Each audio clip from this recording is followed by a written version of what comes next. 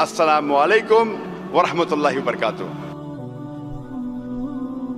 मेरे पेरेंट्स हिंदू थे, पर मैं अपने को हिंदू नहीं मानता हूँ, मैं अपने को इंसानियत मानता हूँ, इंसान मानता हूँ। बाई चांस मैं जमा हूँ हिंदू जगह घर, और आप जमे हैं इस्लाम के घर, और दूसरे जमे उनके घर, पर सबसे ज़्यादा है इंसानियत। और अभी तक मज़हब ने, कोई भी मज़हब हो, इंसानियत के ऊपर अमल नहीं किया। आपने 12-13 साल से इसमें स्टडी कर रहे हैं, मैंने 30 साल से स्टडी कर रहा हूँ, बाल मेरे सफ़ेद हो गए हैं, रोटी के लिए मैं बिजनेस करता हूँ। पर जो किताबों के आपने पढ़े हैं, आपने ये जांच की वो किताबें किसने लिखी हैं, हज़ारों साल बाद लिखी हैं। पहले ज़बान की बात होती थी, कोई राम राम राम कह के उसके कहावत है मर मर मर कहने लगा, उसको पूजना है। वेदा ऐसी थी, ग्रीक मैथोलॉजी ऐसी थी, इजिप्शियन मैथोलॉजी ऐसी थी, एब्राहम से लेके मोसेस तक, और आपके मोहम्मद साहब किताब, आपका मोहम्मद साहब का जो किताब लिखेगी कुरान 50 साल बाद लिखेगी, तो और नहीं 40-50 कोई भी हो। पर मुझे माफ़ करना साहब, मैं आपसे एक सवाल ये उठना चाहता हूँ, हम सब इंसान हैं, इंसान को एक करके सब मज़हब 21st सेंचुरी में इंसानियत मज़हब क्यों नहीं बनाते? जो आप ठहरा, मैंने अभी ख़त्म नहीं किया जनाब, मैंने हमने ख़त्म नहीं किया।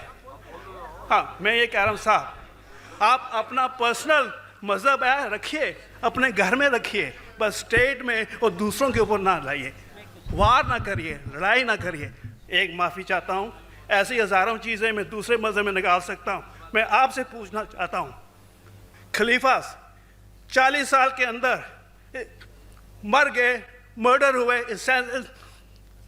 असैसिनेट हुए, और अली साहब जो थे वो ग्रैंडसन हमारे पैगंबर के थे। ये चीज़ों के हवाला दूसरों में भी है, मैं हज़ारों दे सकता हूँ, पर इसका सवाल मैं आपसे कहना चाहता हूँ। भाई साहब ने अच्छा सवाल पूछा, लंबा था, तकरीर थी छोटी। भाई साहब ने कहा कि वो हिंदू धर्म में पैदा हुए लेकिन हिंदू नहीं है, इंसान हैं। क्यों ना हम एक मज़हब इंसानियत बनाते हैं। उनका जो कहना है वो इंसान है। भाई साहब, हर शख्स, हर इंसान जो पैदा होता है वो इंसानी होता है, लेकिन सिर्फ इंसान होना काफ़ी नहीं है। इंसान होना ज़रूरी है। हर मुसलमान पहले इंसान होना ज़रूरी है उसे। इस्लाम की सारे बातें, एक भी बातें मैंने कहा मैं तकरीर में, इंसानियत के खिलाफ नहीं है। एक भी बातें मैं चैलेंज करता हूँ, आप एक भी बात इस्लाम की बुनियादी बात बताओ जो इंसानियत के खिलाफ है। मुसलमान होने के लिए अच्छा इंसान होना ज़रूरी है। अगर आप अच्छे इंसान नहीं हैं तो मुसलमान हो ही नहीं सकते। लेकिन सिर्फ अच्छा इंसान होना काफ़ी नहीं है। मिसाल के तौर पे डॉक्टर बनने के लिए 10वीं पास करना ज़रूरी है, फिर 12वीं, फिर डॉक्टरी। तो मैं कहूँगा डॉक्टर बनने के लिए स्कूल पास करना ज़रूरी है, लेकिन स्कूल पास करना काफ़ी नहीं है। तो इस्लाम में अच्छा मुसलमान बनने के लिए अच्छा इंसान बनना ज़रूरी है, लेकिन सिर्फ अच्छा इंसान बनना काफ़ी नहीं है। समझ रहे? क्यों? क्योंकि इंसान को जिसने पैदा किया उसकी इबादत करना ज़रूरी है।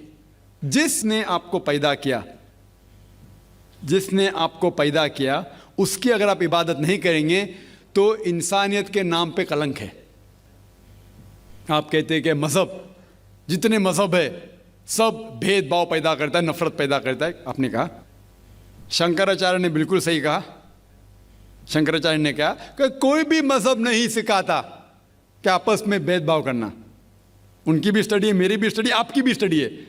आपने कहा कि मैंने 10-12 साल किया, आपने 30 साल किए। अगर आप 30 साल किए उसका मतलब नहीं कि आप मुझसे अच्छे हैं, ज़रूरी नहीं है। मैंने नहीं कहा कि आपने कहा, मैंने ये भी नहीं कहा कि आपने कहा। मैंने कब कहा कि आपने कहा? मैं कह रहा हूं, मैंने कब कहा कि आपने कहा? मैं कह रहा हूं क्योंकि आपने कहा कि अब 30 साल की स्टडी की।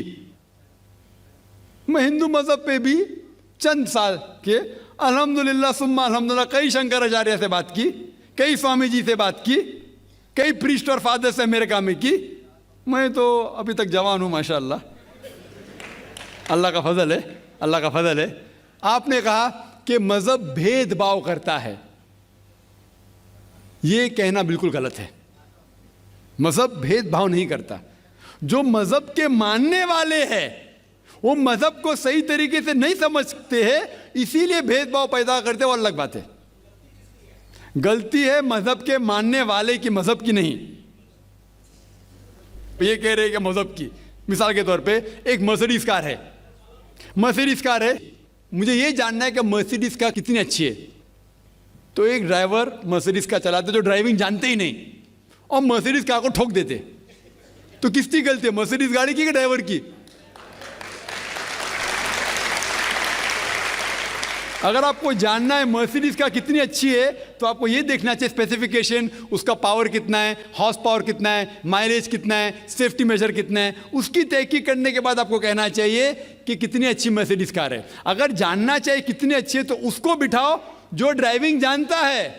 तो इसीलिए इस्लाम को जानने के लिए मुसलमानों को मत देखो, अगर देखना है तो मोहम्मद सल्लल्लाहु अलैहि वसल्लम को देखो। आप मुझे मत देखो, मुझे मत देखो, हमारे आज के मुसलमान को मत देखो। देखो जो सबसे अच्छा ड्राइवर है, सबसे अच्छा इस्लाम को समझ चुका है, वो मोहम्मद सल्लल्लाहु अलैहि वसल्लम है। उनको देख के इस्लाम की तहकीक करो, और तहकीक करने के लिए आपको इस्लाम की किताब पे जाना पड़ेगा। और आपने जो कहा आखिर के अंदर कि सारी मज़हब किताब बाद में लिखी गई, पहला कहना था, आप काफ़ी हद तक के सही है, आप काफ़ी हद तक के सही है कि आप बिल्कुल सही फरमाते, लेकिन ये कहना कि सारी मज़हब की किताब उसमें गलती है। अक्सर मज़हब कितने किताब है, वेद हो, उपनिषद हो, बाइबल हो, ओल्ड टेस्टामेंट हो, न्यू टेस्टामेंट हो, आपने कहा मूसा अलैहिस्सलाम से लेके वहाँ से था, लेकिन आखिरी में जो आपने गलती की मोहम्मद सल्लल्लाहु अलैहि वसल्लम, वहाँ गलती की। आखिर में आके आप अटक गए, आखिर में आके आप फंस गए। आपने शायद इस्लाम का मुताला सही तरीके से नहीं किया होगा, आपने शायद अरुण शुरू की किताब पढ़ी होंगी। अगर आप कोई मज़हब का मुताला करना चाहते हैं तो जो मज़हब को समझ चुका है उसकी किताब पढ़ो। आप अगर अरुण शुरू की किताब पढ़ेंगे और इस्लाम के मुताला करा कहेंगे, ये किधर का सही फैसला है? ना, मैं कहता हूँ अरुण शुरी जैसे लोग की पढ़ी होंगी, क्योंकि जब भी कुरान नाजिल हुआ, जब भी कुरान की आयत नाजिल होती थी, मोहम्मद सल्लल्लाहु अलैहि वसल्लम अनपढ़ थे, जब भी कोई आयत नाजिल होती थी वो उसे याद करते थे और अपने साथियों सहाबा से उसकी तिलावत करते थे और सहाबा फौरन उसे लिख लेते थे। तो मोहम्मद सल्लल्लाहु अलैहि वसल्लम की मौजूदगी में हर आयत लिखी जाती थी और वो उसे चेक कर, मिसाल के तौर पे इक़रा बिस्मि रब्बिकल लज़ी खलक़ आयत नाजिल हुई, उन्होंने याद किया, सहाबा से कहा, सहाबा ने लिखा इक़रा बिस्मि रब्बिकल लज़ी खलक़, पढ़ के सुनाओ, पढ़ा, हाँ सही। अगर गलती होती तो वहीं टोक देते थे। तो मोहम्मद सल्लल्लाहु अलैहि वसल्लम की मौजूदगी में जब भी अल्लाह सुब्हाना व तआला आयत नाजिल करते थे वो याद करते थे और लिखवाते थे और चेक भी करते थे। सारा कुरान मजीद मोहम्मद सल्लल्लाहु अलैहि वसल्लम की मौजूदगी में लिखा गया। तो आप जो कह रहे वो हज़रत उस्मान का जिक्र कर रहे, वही तो अफसोस की बात है, आपने सही मुताला किया ही नहीं।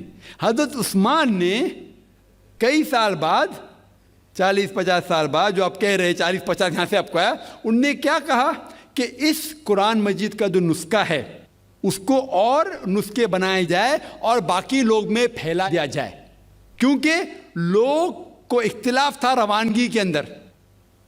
तो उसको दूर करने के लिए हज़रत उस्मान रज़ियल्लाहु अन्हु उनने कहा कि जो नुस्खा मोहम्मद सल्लल्लाहु अलैहि वसल्लम की मौजूदगी में था उनने अपनी बीवी को दिया, हज़रत हफ्सा को, और जो हज़रत उमर की बेटी थी उनके पास महफूज था, उनने लिया और सहाबा 5-6 सहाबा जो ज़ैद बिन थाबित रज़ियल्लाहु अन्हु उनकी सदारत में उसकी नकल की और ये नकल हुए नुस्खे को दुनिया के अलग अलग जगह पे फैलाइए। और एक नुस्खा अब भी मौजूद है कोप्टा की म्यूज़ियम में, कोप्टा की म्यूज़ियम इस्तांबुल में।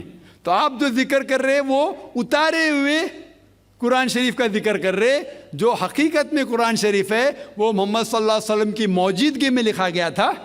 उनने खुद उसको चेक की क्या सही था, और जब भी आयत नाजिल होती थी अपनी सही जगह पे उसे लिखवा लेते थे मोहम्मद सल्लल्लाहु अलैहि वसल्लम। तो ये कहना बाकी मज़हब की किताब में अक्सर अब सही है, मिसाल के तौर के ऊपर बाइबल 70 ईयर्स बाद लिखा गया है, वेद वो सैकड़ों साल बाद लिखा गया है। कितनी पुरानी वेद है, कभी वेद आया दुनिया में ये किसी को पता ही नहीं। वो आपके हिसाब से, स्वामी दयानंद सरस्वती के हिसाब से 1310 मिलियन ईयर्स ओल्ड, 1310। आप थोड़ी ठेकेदार है मजहब के, आप ठेकेदार है मजहब के क्या? नहीं ठेकेदार है ना।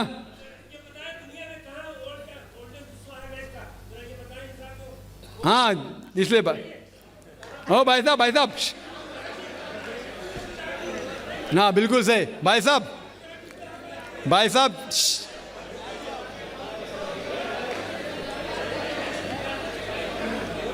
साहब इसीलिए इख्तिलाफ जो है ये कम इल्मी के वजह से।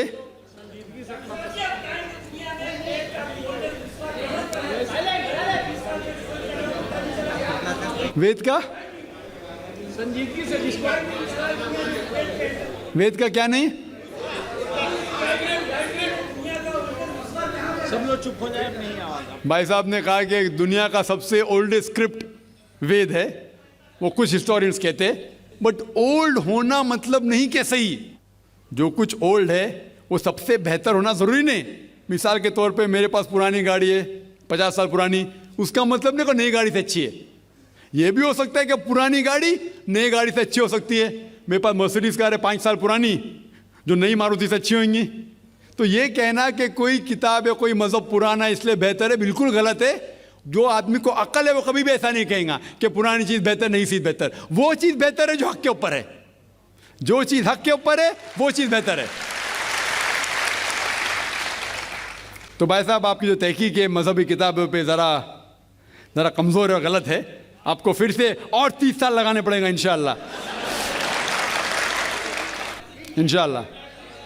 अल्लाह एक है, इसमें किसी का झगड़ा नहीं है। उसकी इबादत करनी चाहिए, इसमें किसी का झगड़ा नहीं है। झगड़ा है लाइफ स्टाइल का, झगड़ा है कल्चर का, संस्कृति का।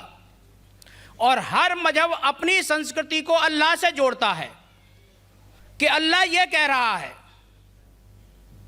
क्या अल्लाह टाइम टाइम पर नई नई बातें कहता है, या पुराने टाइम में जो कुछ कह दिया गया है वही सच है, या आगे फ्यूचर में कुछ और नई बातें भी कहेगा?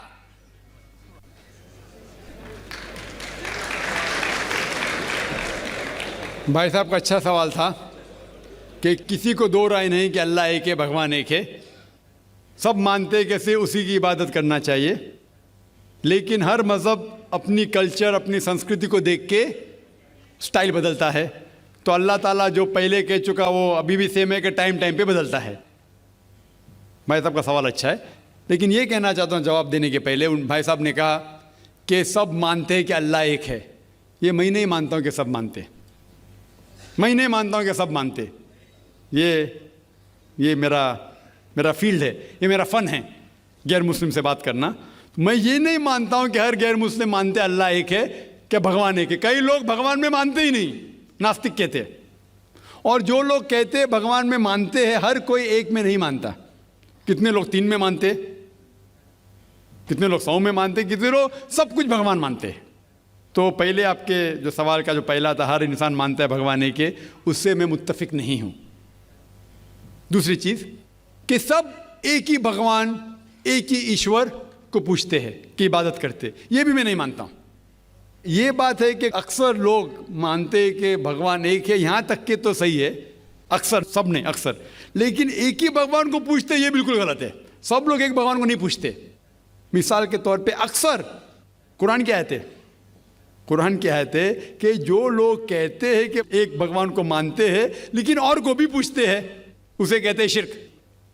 आप पूछेंगे आम इंसान भगवान एक है, मालिक एक है बोलेंगे, लेकिन जा रहे पूज रहे, बुद्ध को पूज रहे, कभी इसको पूछते कभी उसको पूछते। तो ये आप अगर धर्म की किताब पढ़ेंगे, बाइबल पढ़ो, वेद पढ़ो, ये सब इसकी मुमानियत है। ये हराम है कि किसी और को पूछना। इसके बावजूद धर्म के मानने वाले अक्सर दूसरी चीज़ को पूछते हैं जो बिल्कुल गलत है। तो ये कहना कि इंसान एक ही भगवान में मानता है और उसी को पूछता है बिल्कुल गलत है। आप देखेंगे आम तौर पे जो फ़र्क है कि जो कुरान की आयत ताला इला कलमतिन सवाइन बैना बैनकुम, आपस में उस चीज़ पे आओ जो हम और आप में यकसा है। सबसे पहली बात है अल्लाह नाबुद इल्लल्लाह, कि हम एक ही ईश्वर, एक ही भगवान की इबादत करें। एक ही भगवान में मानना काफ़ी नहीं, मानने के अलावा उसी की इबादत करना और किसी की नहीं। आपका अहम सवाल कि हर मज़हब एक ही भगवान कहता है, ये बिल्कुल सही है। एक ही भगवान की इबादत कहना कि बिल्कुल सही है, लेकिन अपने तहजीब के हिसाब से बदलते रहता है, ये कहना गलत है। और अल्लाह ताला कितने बार बदलता है? ये कह सकते हैं कि टाइम जाने के वजह से किताबें बदलती गई। अल्लाह का जो पैगाम है, बेसिक पैगाम, वो सेम है, वो बदलता नहीं कि अल्लाह एक है, एक ईश्वर की इबादत करो, वो बदलता नहीं। उसके कुछ चीज़ें, ऊपरी चीज़ें शायद बदले। मिसाल के तौर पे किस तरीके से इबादत करना, हम जिस तरीके से सलाह पढ़ते हैं वो 1400 साल पहले मोहम्मद सल्लल्लाहु अलैहि वसल्लम पैगंबर के ज़रिए नाजिल हुआ। लेकिन जो मेन है कि एक ही ईश्वर है, एक ही ईश्वर की इबादत करना चाहिए, वो कभी भी नहीं बदलेगा। लेकिन टाइम जाने के वजह से जो मजहबी किताबें लोग बदलते गए। अल्लाह ताला फरमाते कुरान में सूरह बकरा में सूरा नंबर 2 आयत नंबर 79, फ़वैलुल लिल्लज़ीना यक्तुबूनल किताब बिअयदीहिम सुम्मा यक़ूलूना हाज़ा मिन इंदिल्लाह लियश्तरू बिही समनन कलीला फ़वैलुल लहुम मिम्मा क़दबत अयदीहिम वैलुल लहुम मिम्मा यक्सिबून। इसकी मानी है कि लानत है वो लोग पे जो लोग किताब अपने हाथ से लिखते हैं और कहते हैं अल्लाह की तरफ से है। लानत है उनके ऊपर जो कमाते हैं और लानत है उनके हाथ के ऊपर। तो अल्लाह ताला फरमाते हैं कि किताबें बदली गई है। तो जितने मजहबी किताबें हैं आज की तारीख में, सारी कुरान मजीद को छोड़ के, विलियम मोर एक क्रिटिक है, इस्लाम के खिलाफ किताब लिखता है, बहुत शिद्दत से इस्लाम के खिलाफ है। उनने लिखी थी 200 साल पहले कि शायद एक ही मजहबी किताब है जो पूरी पाक है 1200 साल तक के, वो है कुरान। तो एक ही किताब जो महफूज है, क्यों? अल्लाह सुब्हानहू व तआला कहते हैं कुरान में सूरह हिजर में सूरा नंबर 15 आयत नंबर 9 में कि मैंने कुरान नाजिल किया है और मैं इसकी हिफाजत करूँगा। जितने पहले किताबें आए वो वक्त के हिसाब से बदल दिए और अल्लाह सुब्हानहू व तआला ने उसे महफूज रखने की ज़रूरत समझा ही नहीं। क्यों? क्योंकि जितने पैगंबर मोहम्मद सल्लल्लाहु अलैहि वसल्लम के पहले आए वो पैगंबर सिर्फ अपनी कौम के लिए आए और कुछ वक्त के लिए आए, ता क़यामत तक नहीं। ईसा अलैहिस्सलाम सिर्फ यहूद के लिए आए, मूसा अलैहिस्सलाम उस वक्त के लिए आए। जितने पैगंबर आए अपनी कौम के लिए आए और कुछ महदूद वक्त के लिए आए, एक कौम के लिए आए। लेकिन मोहम्मद सल्लल्लाहु अलैहि वसल्लम आखिरी पैगंबर सिर्फ मुस्लिम या सिर्फ अरबों के लिए नहीं आए, सारी इंसानियत के लिए आए। और जो कलाम उनके ज़रिए नाजिल हुआ अल्लाह सुब्हानहू कुरान, वो सिर्फ मुस्लिम के लिए नहीं और सिर्फ उस वक्त के लिए, वो सारी इंसानियत के लिए और ता क़यामत तक है। तो क्योंकि ये किताब महफूज रखने वाली किताब है, ये किताब कभी नहीं बदलेंगी, ये आखिरी है। और अल्लाह ताला फरमाते हैं सूरह माइदा में सूरा नंबर 5 आयत नंबर 3 में कि मैंने इंसानों के लिए इस्लाम चुना और उनके लिए ये मज़हब सबसे बेहतरीन मज़हब चुना और ये मुकम्मल हो गया। इसके बाद कुछ चीज़ नई नहीं आएंगी और कुछ चीज़ निकाली नहीं जा सकती। तो पहले जितने किताबें आए, जितने नाजिल हुए अल्लाह ताला के, वो बदलते गए क्योंकि उसे महफूज रखने की ज़रूरत थी नहीं, क्योंकि वो पैगाम पूरा मुकम्मल पैगाम ता क़यामत तक था ही नहीं। लेकिन आखिरी पैगंबर मोहम्मद सल्लल्लाहु अलैहि वसल्लम 1400 साल पहले आए, उनका जो पैगाम है और जो किताब नाजिल की गई कुरान, वो ता क़यामत तक होने वाली थी, इसीलिए उसे महफूज रखा गया है। तो अल्लाह सुब्हानहू व तआला ने 1400 साल पहले समझे कि ये वक्त ही सही है कि इंसानियत उस दर्जे पे पहुंच गई कि वो कुरान को समझ सके। आप मुझे पूछेंगे कि कुरान पहले क्यों नाजिल किया, 1400 साल पहले क्यों किया, 10,000 साल पहले क्यों नहीं किया? तो मैं कहूँगा कि अल्लाह ताला हमारा खालिक है, वो जानता है कि इंसान कब किस चीज़ समझ सके। मिसाल तो मेरा बेटा कहेगा कि मुझे डॉक्टर बनने का, डायरेक्ट मेडिकल कॉलेज में डालो, मैं बोलूँगा पहले 10th करो, स्कूल जाओ, फिर कॉलेज जाओ, फिर मेडिकल कॉलेज जाओ। तो उसी तरीके से अल्लाह सुब्हानहू व तआला हमारे खालिक है, वो जानते थे कि ये 1400 साल पहले इंसान इस दर्जे पे पहुँचे कि वो कुरान को समझ सके और उनने नाजिल किया। और अभी ये आखिरी किताब है, इसके बाद कोई भी नया पैगंबर नहीं आएगा। इसके बाद कोई कहता है कि मुझे अल्लाह ताला से वही आती है, उसको साइकेट्रिस्ट की ज़रूरत है। साइकेट्रिस्ट दिमाग की बीमारी है। जी खुश आमदीद दोस्तों, उम्मीद करता हूँ वीडियो आपने पूरी देखी होगी और आपको पसंद भी आई होगी। इस्लाम और इंसानियत ये एक जुदा लफ्ज़ नहीं है, यानी इंसानियत एक जुदा चीज़ है और इस्लाम जुदा चीज़ है, ये बिल्कुल गलत है। इस्लाम एक बंदा उस वक़्त तक सही मुसलमान नहीं हो सकता जब तक कि वो सही इंसान ना बन जाए। और इंसानियत के लिए जो सबसे बड़ा मज़हब, जो अमन वाला मज़हब है, वो इस्लाम है। कुरान में अल्लाह ताला फरमाते हैं, कतबना अला बनी इसराइल अन्नहु मन क़तल नफ्सन बिग़ैरि नफ्सिन औ फ़सादन फ़िल अर्दि फ़कअन्नमा क़तल अन्नास जमीआ व मन अहयाहा फ़कअन्नमा अहया अन्नास जमीआ। अल्लाह ताला फरमाते हैं कि अगर किसी ने एक इंसान को दूसरे इंसान के बदले के बग़ैर, यानी किसी कत्ल के जुर्म के बग़ैर या किसी दूसरे इल्ज़ाम के बग़ैर गुनाह के किसी ने एक इंसान को कत्ल किया, तो गोया इसने पूरी इंसानियत को कत्ल की। और अगर किसी ने एक इंसान की जान बचाई, किसी एक इंसान को ज़िंदा किया का मतलब वो मरने के करीब था, उसने उसकी मदद की, अस्पताल पहुंचाया, रेस्क्यू किया, गोया इसने पूरी इंसानियत को बचाई। ये जुमला, ये फ़िक्रा जो कुरान ने दिया है, ये आप किसी भी मज़हब में देख ले, कोई भी मज़हब ऐसा फ़िक्रा आपको नहीं सुनाएगा। यहूदियत इसमें आपको नहीं मिलेगा, ईसाईयत आपको नहीं मिलेगा, हिंदुइज़म उसमें आपको नहीं मिलेगा। किसी भी मज़हब में ये चीज़ आपको नहीं मिलेगी जो इस्लाम आपको देता है। तो सबसे बड़ा इंसानियत का मज़हब वो इस्लाम है। अब ये हिंदू ये हमेशा से इस्लाम और इंसान और इंसानियत की बात करते हैं, और इंसानियत का बेड़ा भी इन्होंने गर्क किया। आप जाके देख ले, हिंदू में इन्होंने मुख्तलिफ़ तबक़ात बनाए हैं, शूदर, बरहमन, ऊंचे दर्जे वाले वो बरहमन वाले, जो शूदर वाले वो सबसे नीचे वाले, कुछ अजीब व गरीब किस्म के तबक़ात तकसीम इन्होंने रख दिया है। इसी तरह जो इनके हिंदू मज़हब में जो सबसे बड़ा इज्तिमा लगता है, कुंभ का मेला जो होता है, वहाँ पर इनकी जो ये मेला होता है, उसमें पूरी दुनिया से हिंदू लोग शिरकत करते हैं। उसमें इन्होंने इस तरह तबक़ाती निज़ाम बनाया होता है कि जो दरिया होता है जिसमें ये पानी में नहाते हैं, डुबकियाँ लगाते हैं, उसको भी दो हिस्सों में तकसीम किया, एक वीआईपी लोगों के लिए और दूसरा गैर वीआईपी के लिए। आप देखते हैं ये मुकेश अंबानी है और उनकी जो बीवी है, जो रॉयल फैमिली से होता है, वो आते हैं, उनके लिए अलहदा जगह होता है, उनके लिए पंडित भी अलहदा होता है, और जो गरीब होते हैं बस आप उधर जाओ, उधर जाके मर जाओ। तो इंसानियत का बेड़ा इन हिंदुओं ने गर्क किया, और हमेशा से इस्लाम के मुकाबले में इंसानियत का नाम लगा रखते हैं। और दूसरी बात मेरे मुसलमान भाइयों, आप खफा ना हो, ये जो अब्दी जो छिप्पा के नाम से जो एक चीज़ चल पड़ा है, उसने भी जो है ना अपने छिप्पा जो है ना वेलफेयर वाले, उन्होंने एम्बुलेंस पर लिखा होता है कि माई रिलीजन इज़ ह्यूमैनिटी। भाई इंसानियत तो इस्लाम ने ही इंसानियत को फ़रोग़ दिया। अगर इस्लाम ना होता तो आप इंसानियत को कहाँ पहचानते? माँ बहन आप कहाँ से पहचानोगे? भाई बीवी ये सब कुछ है तो आप इस्लाम के ज़रिए से पहचानते हैं, तो फिर आप क्यों डायरेक्टली कहते हो कि my religion is humanity? Religion आपका इस्लाम है। कुरान में अल्लाह ताला फरमाते हैं, इन्ना दीना इंदल्लाहिल इस्लाम।